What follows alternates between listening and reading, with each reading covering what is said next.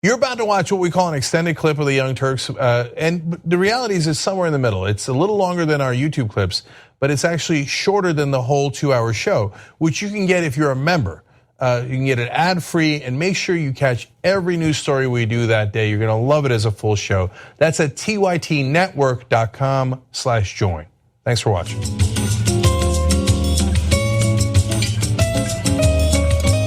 All right, back on the Young Turks. Let me read a couple of tweets. Kelly Kerr writes in, I look forward to a time when Steve Bannon is no longer relevant, and we don't have to talk about him or see his face. And as I said yesterday, I think we should boycott his book if he writes one. Well, that's going to be the easiest boycott in the world. Okay, no, not buying it. Literally. Dr. Chaos MD writes in, after so many Benghazi hearings that produce nothing, Gowdy is probably desperate to have a hearing that results in any kind of win. And Enrique Rodriguez writes in, the very fact that Bannon was looking for plausible deniability back then is in and of itself an indicator that shenanigans of the highest order were going on. I love shenanigans. Or shenanigans, as the kids would say. As the kid and a Kasparian would say. Not a kid, I guess. Yes, indeed. Yeah. Okay, by the way, Rebel headquarters tonight. We have old school, but we also have Rebel headquarters. There is where we talk about progressive events and candidates. We've got an event that I want to tell you about in New York that's coming up that for voting rights. But by popular demand, Daniel Biss, running for governor in Illinois, super progressive. He's kind of lit people on fire in the progressive world. And so come find out what everybody's talking about. We'll have him on Rebel headquarters tonight at 8:05 p.m. Eastern. All right, what's next, John? You're going to get all up in his business? Yeah. Use that. That's good. Oh, yeah. Anyway, okay, let's jump back into it. There was a time not too long ago when the term fake news had an actual definition that people seemed to agree on that made a lot of sense. And that has since been completely destroyed, leaving us to wonder, what does that term now actually mean day to day to various groups of Americans? And we have a survey from Knight Gallup that gets into that and finds the dueling interpretations of what that term means, which we're going to turn to in just a second. But first of all, how important is this area of concern for Americans? Well, 73% of Americans say the spread of inaccurate information on the internet is a major problem with news coverage today, more than any other potential type of news bias, of which there are many. I'm not 100% sure that that should actually be the largest one. I think that corporate consolidation and control of the media might be a bigger one, but it's not obviously a big one, and people care about it. Additionally, just 50% of the Americans surveyed feel confident people can cut through bias to sort out the facts in the news, down from 66% a generation ago. And that's sort of what they feel generally, but apparently less than 1 out of 3 feel that they are actually equipped on a day-to-day basis to sort out inaccurate from accurate news, which is a huge concern. And so now let's talk about fake news, which, if you weren't around, originally had a very simple, easy to understand explanation. It was news that was designed to look like real news, but was purposefully deceptive and false, intending to sort of hide in the cloak of news to convince people of things that are not true. And it became very large a couple of years ago online because of the proliferation of websites that had the idea of news but not actually the content. Well, 42% of Republicans consider accurate news stories that cast a politician or political group in a negative light to always be defined as fake news. And for comparison, 17% of Democrats agree. Now understand, that doesn't mean that they think news that they don't believe is true but turns out to be true is still always fake news. It's news that they, in their response, say is true. But if it makes a politician look bad, it should always be considered fake news. That's 42% of Republicans. That's 42% of Republicans saying, I don't give a damn about the truth. Never cared about it, don't care about it now. In fact, not only it's not that I'm indifferent to it, I will actively call it fake even though I know it's real. Man, that is the power of propaganda and brainwashing. So those guys, I will now call it fake news even though I know it is true. And by the way, we need to talk about a relatively new show called the Republic, or UNFTR. As a Young Turks fan, you already know that the government, the media, and corporations are constantly peddling lies that serve the interests of the rich and powerful. But now there's a podcast dedicated to unraveling those lies, debunking the conventional wisdom. In each episode of the Republic, or UNFTR, the host delves into a different historical episode or topic that's generally misunderstood or purposely obfuscated by the so-called powers that be, featuring in-depth research, razor-sharp commentary, and just the right amount of vulgarity. The UNFTR podcast takes a sledgehammer to what you thought you knew about some of the nation's most sacred historical cows. But don't just take my word for it. The New York Times described UNFTR as consistently compelling and educational, aiming to challenge conventional wisdom and upend the historical narratives that were taught in school. For as the great philosopher Yoda once put it, "You must unlearn what you have learned." And that's true whether you're in Jedi training or you're uprooting and exposing all the propaganda and disinformation you've been fed over the course of your lifetime. So search for UNFTR in your podcast app today and get ready to get informed, angered, and entertained all at the same time.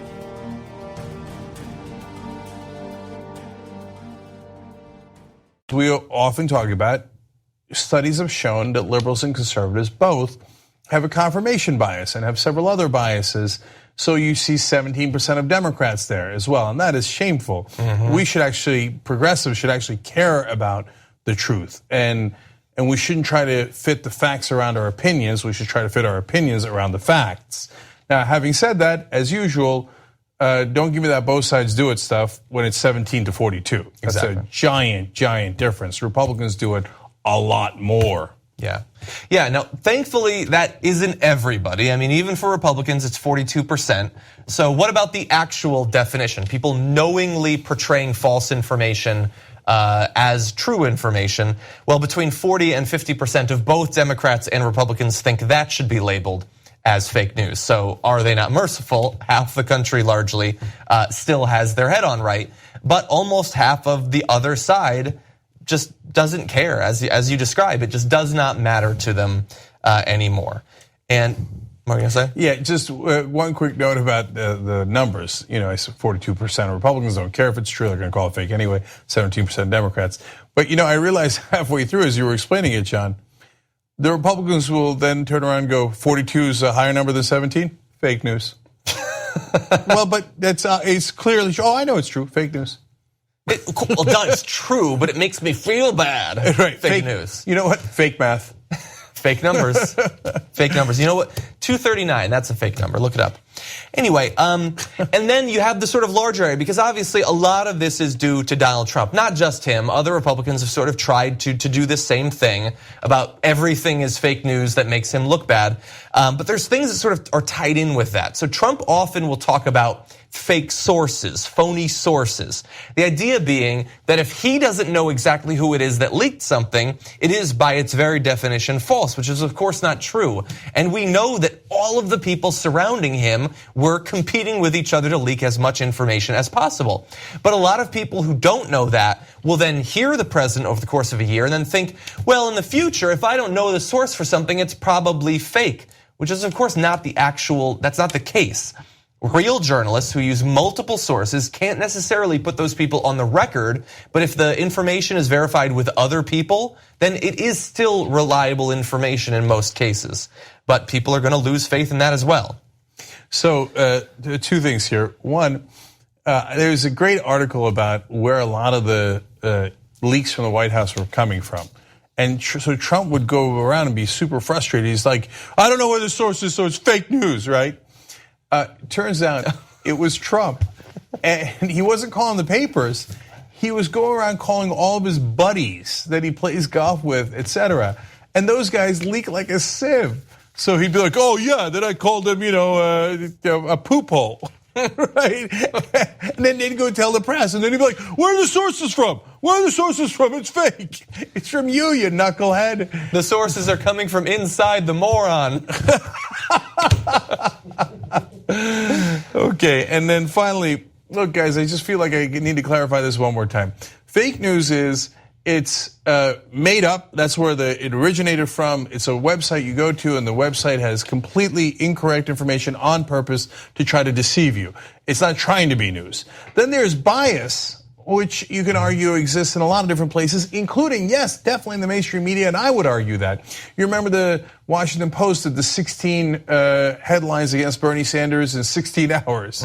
And it was unbelievable that, God, they hate Bernie Sanders. Now, in that case, they don't know they hate Bernie Sanders. There was no conspiracy. They didn't get together in a room and be like, all right, let's bury the guy, right? Let's bury him. Now, some of you might think, didn't. Yeah, some of you might think that they did, but that is not really how it works. I've been there.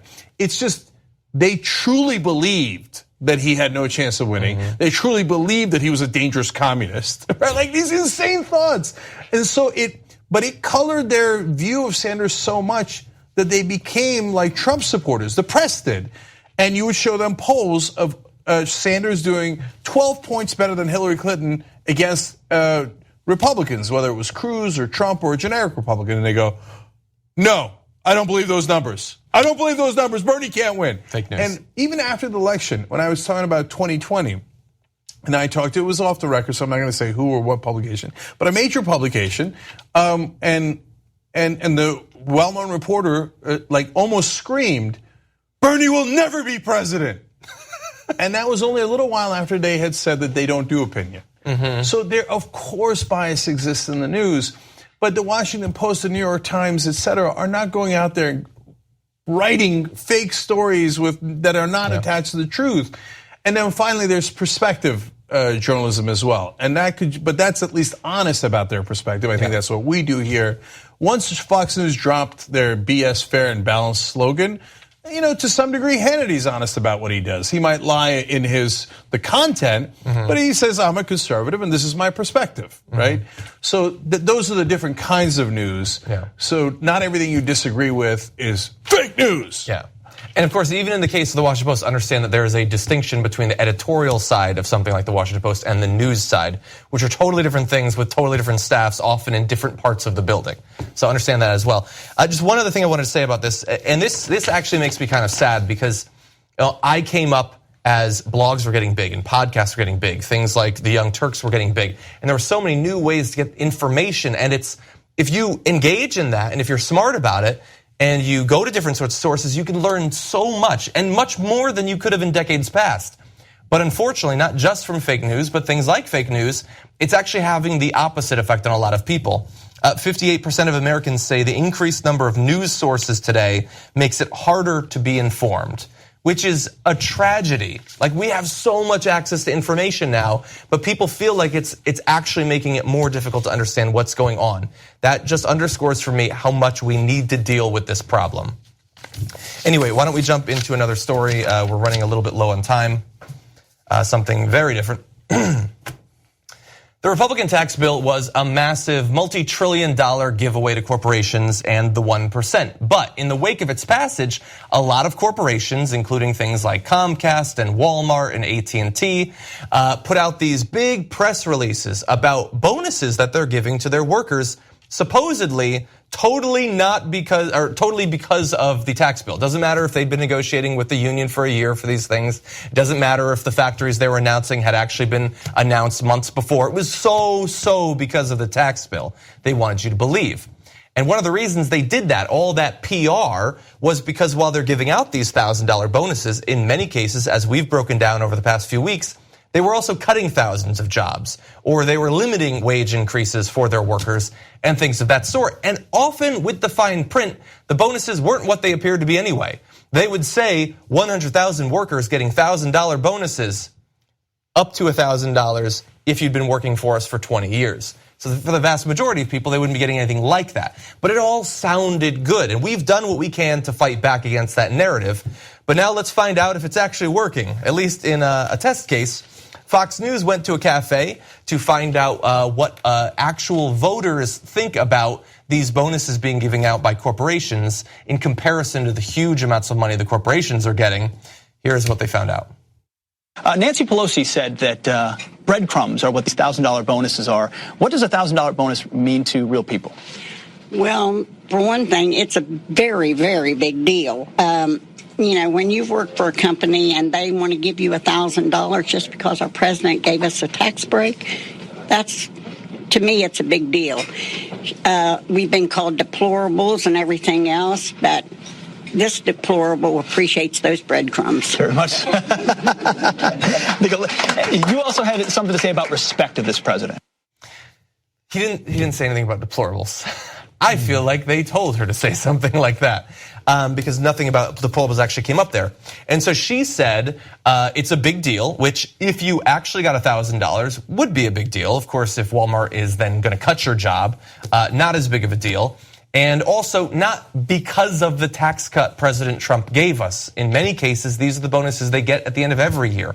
Or again, unions have been negotiating it for a year. But at least for some voters, none of that matters. The message has gone through as intended. Well, look, in some ways I understand what she's saying. $1,000 is a big deal to a lot of workers. And so if she got a $1,000 check and she's happy about it, great, that makes sense. Now, it's a little bit like what Republicans have been charging Democrats with all these years, where they say, oh, they just hand out goodies to be able to get their voters to vote for them. Yeah. Kind of like a $1,000 check. They accuse Obama of handing out Obama phones. Mm-hmm. They say, oh yeah, they're just giving away money to these people who don't want to work. And even in things like their earned income tax credit, where you literally have to work in order to receive it. So now when they give away goodies like Santa Claus, all of a sudden they're like, yeah, well, I like those breadcrumbs. They're yummy for my tummy. So that's part of it. But the other thing is, to be fair to her and unfair to Trump and the Republicans and Fox News, I like it so far. she didn't necessarily hear the story of all the Sam's Clubs that closed.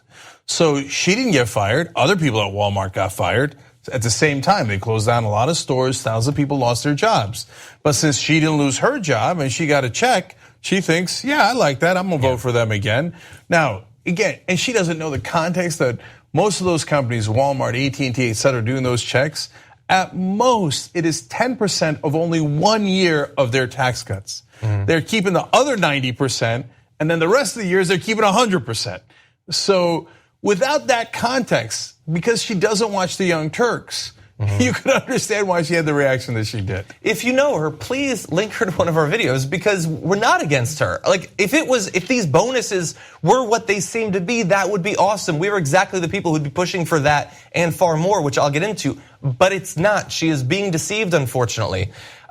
We broke down for a number of these different companies. Their bonus packages amounted to something like 0.027% of the revenue for a year, even though they're going to be making billions off these tax cuts, and the execs at those companies will be making, in some cases, hundreds of thousands of dollars or millions of dollars every single year from these tax cuts. So they are just breadcrumbs because they're intended to deceive you, to send you off a path where you never realize that huge quantities of money are being given to the people with all the real political and economic power in this country.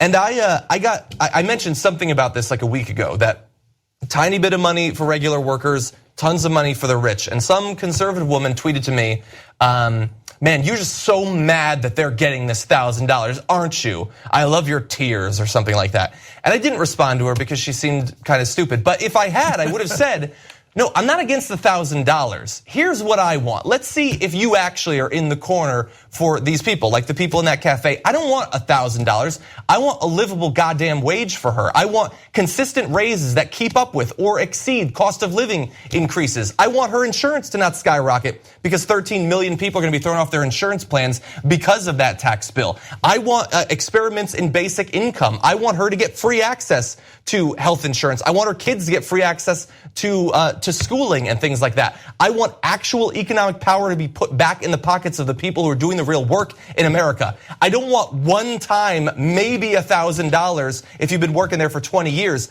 I want real substantive change to the entire goddamn economic system we have. Do you support that? No, you want breadcrumbs. Preach it, brother. Teach it. I didn't know I was on with Pastor John today. Okay, and I like how the Republicans have outdone Marie Antoinette here. Oh, they don't have bread. Well, then give them breadcrumbs. It's bread and circuses. The bread is $1,000 for some Walmart employees. The circuses, ice raids, and feuds with North Korea and other entertaining BS like that. And they're hoping that you will be so distracted by those sorts of things that you don't understand what is actually ongoing in this country. All right, let's do one more story. Okay, let's do one more story. I'm not mentally prepared. Everything's going to be okay. Okay. Late last week, news broke that Donald Trump's lawyers allegedly paid off a former adult film star $130,000 so that she would not go public with an affair that she had engaged in with Donald Trump. And by going public, we mean going public in the weeks leading up to the election. They apparently paid that huge amount of money, and she didn't come out with the story. So that was the first that most people heard of this entire thing. But not everybody, actually. Some people had heard about it earlier. Some people, in fact, had heard about it before the actual election. So what I'm talking about is Fox News. One of the network's reporters, Diana Falzone, had filed a story in October of 2016 about an alleged sexual relationship between Clifford, that's the actual name of Stormy Daniels, the adult film star that we're talking about. People familiar with the matter said. Now, Falzone had an on-the-record statement from Clifford's manager at the time, Gina Rodriguez, confirming that her client had engaged in a sexual relationship with Trump. 3 of these people said. And Falzone had even seen emails about a settlement, the settlement that we're talking about here. So, according to the sources that know, she had the story and Fox killed it. So that information could have come out. It was revealed before the actual election, but Fox News said, you know what? We've got other stuff that we want to cover in the run-up to this election, and so they actually killed it. Now, understand, for full disclosure, Stormy Daniels says that this entire thing is not true, that the allegations about the being paid off are not true, that the sexual relationship is not true and never actually happened, but she is undercut by a couple of different sources. First and foremost, herself. In the news, in a new issue of In Touch magazine on newsstands today, Stormy confirmed in her own words that she had sex with Donald Trump in his Lake Tahoe, Nevada hotel suite in 2006. That was originally what she said to the magazine back in 2011, which was supported by multiple other people, including her friend and ex-husband. And at the time, she took and passed a polygraph about that information.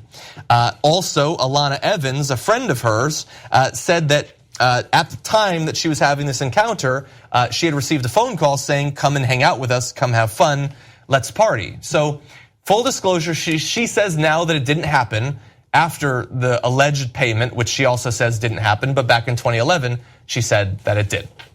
So here is my partial defense of Donald Trump. And up until the very last article I read, and I needlessly read a lot about this, I was going to do a full defense of him, but at the end, they did come up with real reasons why this story is a little bit relevant. But my defense of Trump is, one, I don't care that he had an affair. Like, some people are like, well, that shows that he had an affair. And I mean, here's a guy who's had, and besides which, you don't know that Donald Trump's had affairs. You don't realize that. He seemed like kind of a nice guy, respectful of women. What's the problem? Of course, he's had affairs. Okay. Then the second thing they said that it proves is, there's all these allegations from women about sexual assault, harassment, etc. This proves that he is willing to lie about sex. Of course. Seems like a straightforward guy. Right. Trustworthy. Yeah. First of all, I got news for you. A lot of guys are willing to lie about sex, including Bill Clinton. And second of all, Donald Trump lies about everything. He lies about the weather, right? There isn't anything he won't lie about. If that's a revelation to you, you're being wildly disingenuous, or you're not that bright. Agreed. And then she goes in the 2011 interview with In Touch. She describes how the sex with Trump was. Don't do that. I don't care. I don't want to know how sex with Trump is, or Obama, or Chuck Schumer. To be fair, she only slept with Trump, as far as we know. Yeah. Chuck Schumer is in the clear. And look, if you want to give it context, that's fair. In that, if we heard a story about how Obama had sex with a porn star and then paid her $130,000 to cover it up, that would have been by far the largest scandal in Obama's 8 years, and the Republicans would have lost their minds. Oh my God, I can't believe, disgrace the office, right? Now, but we're progressives. We don't care about your private sex life. Agreed. That's between you and that person. So why is it in any way relevant? One is that in the same tournament that Stormy Daniels met, let's acknowledge, by the way, that that's a fun name, met Donald Trump and slept with him in 2006, another adult film actor, Jessica Drake, said that Trump had invited them up to her up to his hotel room, and she went with a couple of friends because she was a little afraid of Trump, and she was right. She said Trump just grabbed me and kissed me without asking for permission. And now this in some ways corroborates that. Same hotel room, same golf tournament, other adult film stars there. So, okay, so that's relevant. It gets into illegal behavior. Yes, and then the only other way that it is relevant is they say, look, in the dossier, in the famous dossier, they say the Russians had information about Trump's sex life and that Trump wants to cover that up. Well, here's a story where he pays $130,000 to cover up a story about his sex life. That makes you go, okay, if he was willing to go to extraordinary lengths to cover it up in one instance, is it possible that he would do it in another? So it's a data point. It's not overwhelming. It's not an open and shut case. It's not like Mueller's going to look at that and be like, we're done with this. Okay, guilty, right? But it is a data point that he is very concerned about covering up these sexual affairs, and that if the Russians had one on him that was far worse, what wouldn't he do to cover it up?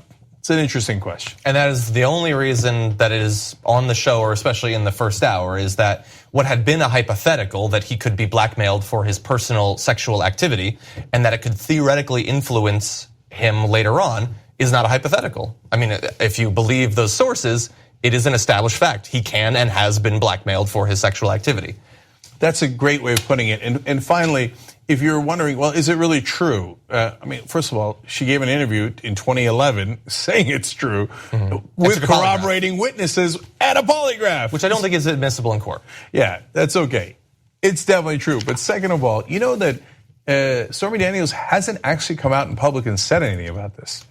Michael Cohen, the same lawyer alleged to have paid her off, said he has a letter from Stormy Daniels that she signed, and he sent to the press, and that's the letter that says, "Oh, it's definitely not true. I never slept with Trump," but in part of the letter it says, "Trust me, if I had slept with Trump," and I'm like, she didn't write it. So she might have signed it as part of some sort of payoff, but she didn't write that letter. And can I just say one thing? Because I understand that some of this, while we believe that there is a non-salacious reason to cover this, gets into sexual activity where, like the quotes about what he was like in bed, we don't care about that. But I want to be fair to him and cover the good stuff too. He did say something very sweet to her. He complimented her. He said to her, and this is what she said to In Touch magazine, Trump said I was, quote, just like his daughter. Oh, that's nice. He loves his daughter. And he thinks that she's just like one of the people he loves the most in the world. John, I hadn't seen that. I really wish you hadn't told me that. I'm just trying to be fair. Anyway, yes, the personal stuff doesn't matter, but when it can be used to manipulate you and you have the power over life and death for tens of millions of people, that's where it becomes our concern, possibly. Yes. All right, guys, we're out of time here. Back into the Aziz Ansari story a little bit. Have we received criticism for it? Sure. We'll address that a little bit. So did Ashley Banfield. We'll also address that a little bit. Some curious sources for that, for some of the criticism, and some legitimate sources as well. So we'll talk about that when we return. Thanks for listening to this podcast. You're only halfway through, so hold, stay right here. Just want to remind you, if you want to get all 5 segments of the Young Turks commercial free, these are just 2 of them. Every day we do it. So go to tytnetwork.com/join and you get the whole 5 segments, 2 hours, ad free. Do it now.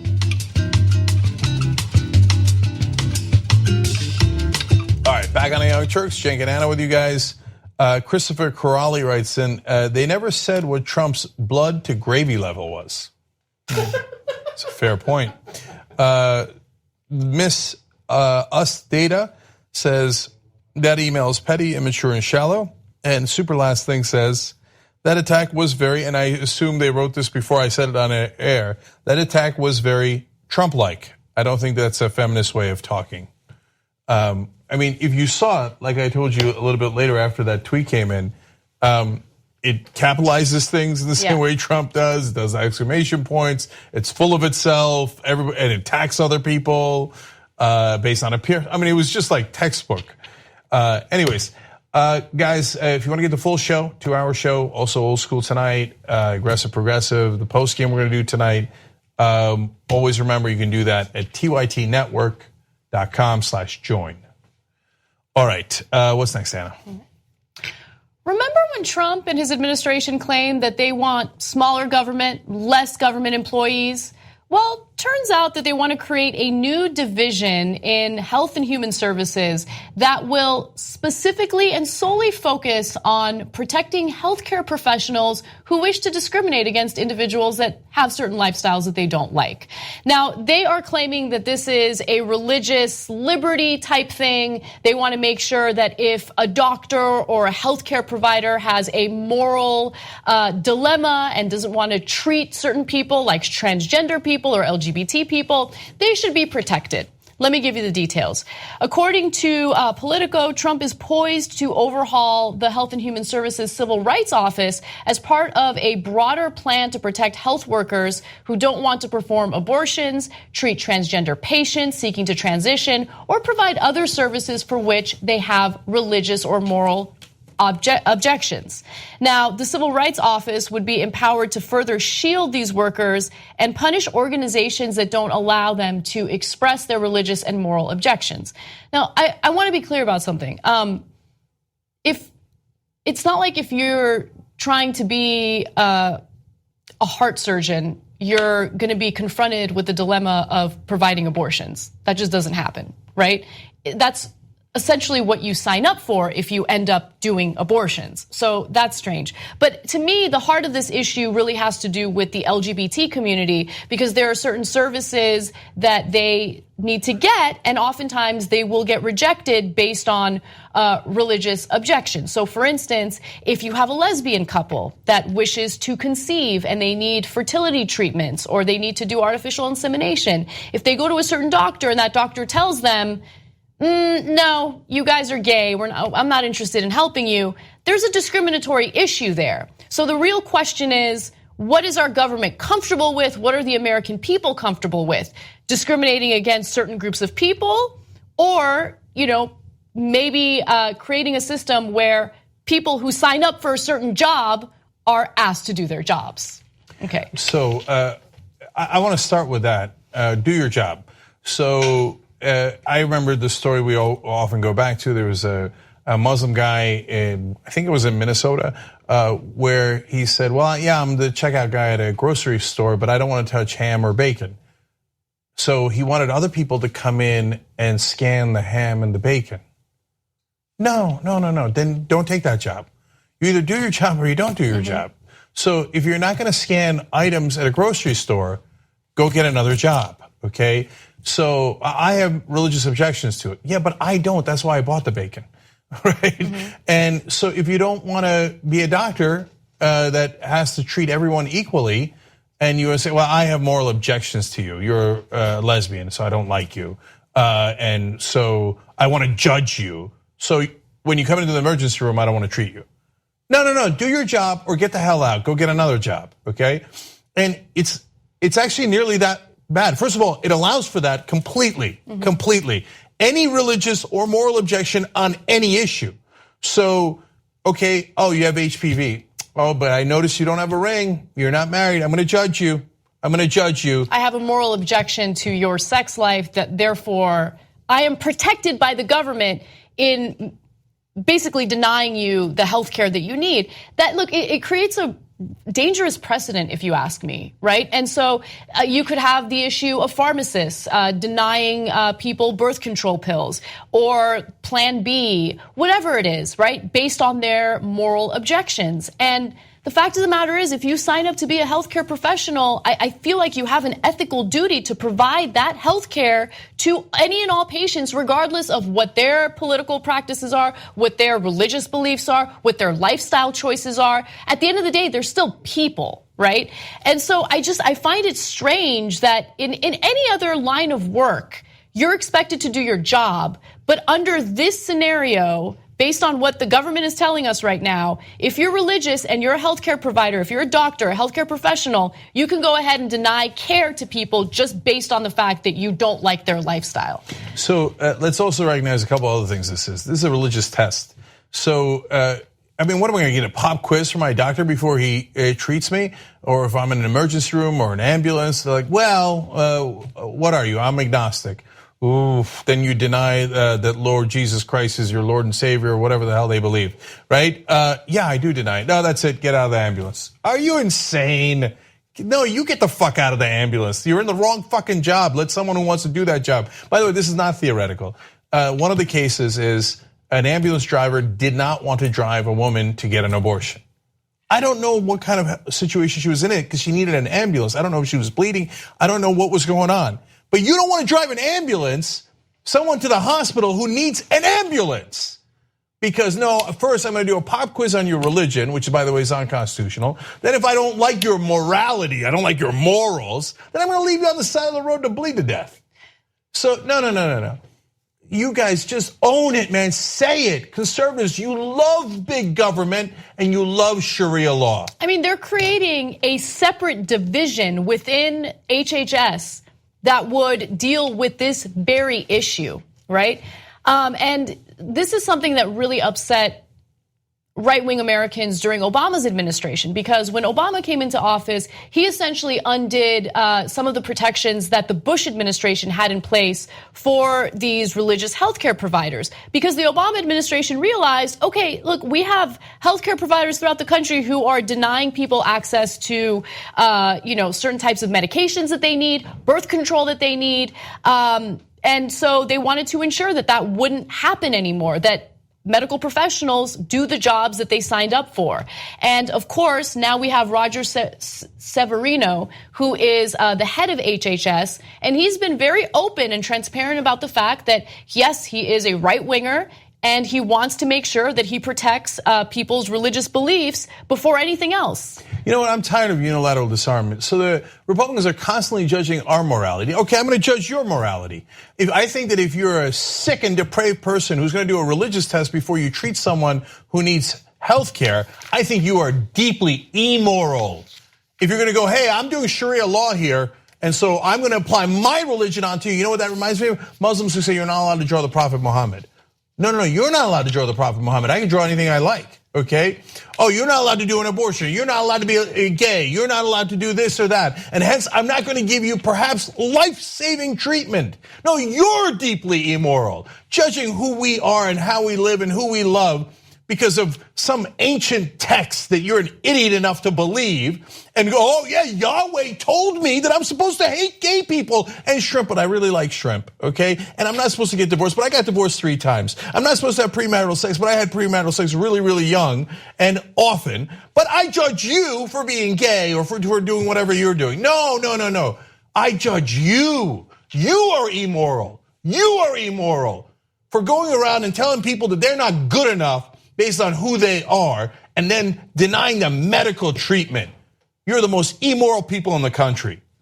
At TYT, we frequently talk about all the ways that big tech companies are taking control of our online lives, constantly monitoring us and storing and selling our data. But that doesn't mean we have to let them. It's possible to stay anonymous online and hide your data from the prying eyes of big tech. And one of the best ways is with ExpressVPN. ExpressVPN hides your IP address, making your active ID more difficult to trace and sell to advertisers. ExpressVPN also encrypts 100% of your network data to protect you from eavesdroppers and cyber criminals. And it's also easy to install. A single mouse click protects all your devices. But listen, guys, this is important. ExpressVPN is rated #1 by CNET and Wired magazine. So take back control of your life online and secure your data with a top VPN solution available, ExpressVPN. And if you go to expressvpn.com/TYT, you can get 3 extra months for free with this exclusive link just for TYT fans. That's expressvpn.com/TYT. Check it out today. Let's move on to some international news. North and South Korea have engaged in diplomatic talks following some threats of potential nuclear war due to Trump and his provocative tweets. Now, the Olympics are set to take place in South Korea. And interestingly enough, North Korea will have a role in the Olympics. And I'll give you the details on what they've agreed to so far. The 2 Koreas will actually compete in a unified team in the Olympics for the first time, though they have joined forces at other international sports before. Now, they haven't really decided which sport they will join in on. as one unified team. There's some speculation that it could be the hockey team. And South Korea's hockey team is not amused by that. And I'll tell you what they think in just a minute. North Korea will also send a delegation of more than 400, including 230 cheerleaders, 140 artists, and 30 Taekwondo fighters for a demonstration. Now, here's what South Korean athletes have to say about all of this. Our players are really nervous. We can only take 23 players to the Olympics. This is someone who represents the South Korea women's hockey team. And they thought the North Koreans are going to come in and take our spots. So there's a little bit of pushback, but understand that a lot of this really has to do with easing tensions among both countries and also trying to possibly enter negotiations regarding nuclear disarmament. I don't know how likely that is to happen, but there is historical precedent when it comes to this very issue involving South Korea and the United States. Back in 1987, about a year before the Olympics were set to take place in Seoul, there was a pretty terrible act of violence on the part of North Koreans. 2 North Korean agents bombed a flight that mostly had South Korean workers on it. And you would think after that, relations are done. No one's interested in having any diplomatic talks. But Ronald Reagan, surprisingly, approached North Korea and said, look, I know you guys want to, open up negotiations, have some diplomatic talks. You want to maybe possibly have some role in the Olympics in Seoul. Why don't we have those discussions as long as you promise that you will not carry out an act of terror during the 1988 Olympics? So in the past, their acts of violence have been met with diplomatic talks. And so the only bargaining chip that they've always really had was bad behavior. Well, Reagan encouraged a lot of terrorists. He negotiated with terrorists all the time. Even he sold them weapons. Go look it up. Okay, but putting that aside, I generally really like this. I get the concern of those very specific people, the female ice hockey team. Yeah, the North Koreans might take some of their spots if they were going to be on a 23-person team and they could only have 23 people and half of them are now North Koreans. Well, there goes, 11 or 12 people off that team. Potentially, maybe, right? So the second thing that's a concern is apparently they were a pretty good team. North Koreans are not nearly as good in ice hockey, so there goes their chance of medaling, probably, but you never know. I've seen miracles on ice before. But come on, the issue of peace is so much larger than one hockey team. So I love the idea of bringing them together. And I know it's a small step. And, the right-wingers always scream, appeasement, right? No, you don't have to appease North Korea. You don't have to ease the sanctions. You don't have to say, hey, you know what, guys? Everybody take a load off. Don't worry about North Korea and their bombs. No, you could be as vigilant as you were the day before. To me, the most important part is they're going to appear under one flag. That's a big step, and these steps matter. The closer you get to peace, the better off you are. The further away you are from peace, well, the worse off the whole world is. So I welcome this completely. Yeah, look, I ultimately agree with you, but I definitely understand the other perspective, right? Which is, they have been carrying out missile tests and nuclear tests and all of that stuff that's been incredibly provocative and all that stuff. And to be met with kindness, it goes against what human instincts are. But I think that when it comes to international relations, you have to overcome whatever human instincts you have, because human instincts will lead to terrible outcomes. You have to tuck tail and do what's right in the name of peace. But at the same time, I don't know how this all ends. Okay, so the Olympics happen, and then what? They're not willing to stop their missile tests. They're not willing to stop with their provocative language about destroying the United States, destroying potentially South Korea, although those conversations have subsided a little bit. There needs to be a long-term solution. I'm not sure what that solution is. So let me say the last two things about that. One is, you don't get to make peace with your allies. You're already at peace with them. You make peace with your enemies. That's why it's really, really hard. So when Jimmy Carter did one of the greatest things a US president has ever done, he brought peace to the Middle East between Egypt and Israel. Egypt was the the top enemy of Israel at the time and the strongest one. And what did he do? He put their two leaders at Camp David together. And they didn't want to be there. They tried to take helicopter rides out of there over and over again. And it was really difficult. And Begin and Sadat didn't like each other. Their countries didn't like each other. That's why they were at war. And they didn't want to do the deal. And in the deal, they gave up things they didn't want to give up. And it was super hard. But the first step was an important step, maybe the most important step. He brought them to Camp David. They began to talk. And that's how things go. So here we are taking a first step. And the second point I want to make is, what's the alternative? We say, no, we're not going to let you into the Olympics with South Korea. We're not going to let you onto the ice hockey team. Well, you made the situation even more hostile, driving them to even more provocative talk and more missile tests. That's what I mean when I say that, their bad behavior happens to be like the one bargaining chip that they have. And it sucks that it's working out that way. But again, ultimately, I agree with you. I mean, this is the best way to handle it, especially considering the fact that, you don't want any type of threat during the Winter Olympics. And if North Korea is playing a role, there isn't going to be a threat. And look, I'm less concerned about that as I am, although I'm very concerned about it, as overall peace in the region. Mm-hmm. And so, look, I don't want anyone to think that anyone should be naive about the North Koreans. Like, oh, Kim Jong-un says he'll play hockey with you, then I'm sure they're fine. No, they still have concentration camps in North Korea. They're still, treating their population in the most grotesque ways possible, let alone threatening South Korea, Japan. And Japan is very skeptical and very rightfully so. Right. Remain skeptical, okay, but at the same time, take that first step towards peace. Okay, we're out of time, guys. I got Rebel Headquarters. Daniel Biss, great progressive running for governor in Illinois that everybody's talking about, is going to be on the show next at Rebel Headquarters, and then Anna and I will do a post game and then Old School. So great time to be a member. tytnetwork.com/join. All right. Bye-bye. Thanks for watching what I hope was a lovely edition of the Young Turks.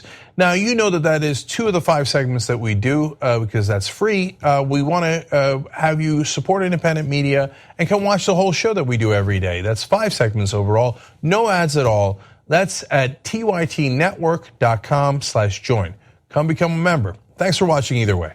Thanks for listening to the full episode of The Young Turks. Support our work, listen ad-free, access members-only bonus content, and more by subscribing to Apple Podcasts at apple.co/TYT. I'm your host, Cenk Uygur, and I'll see you soon.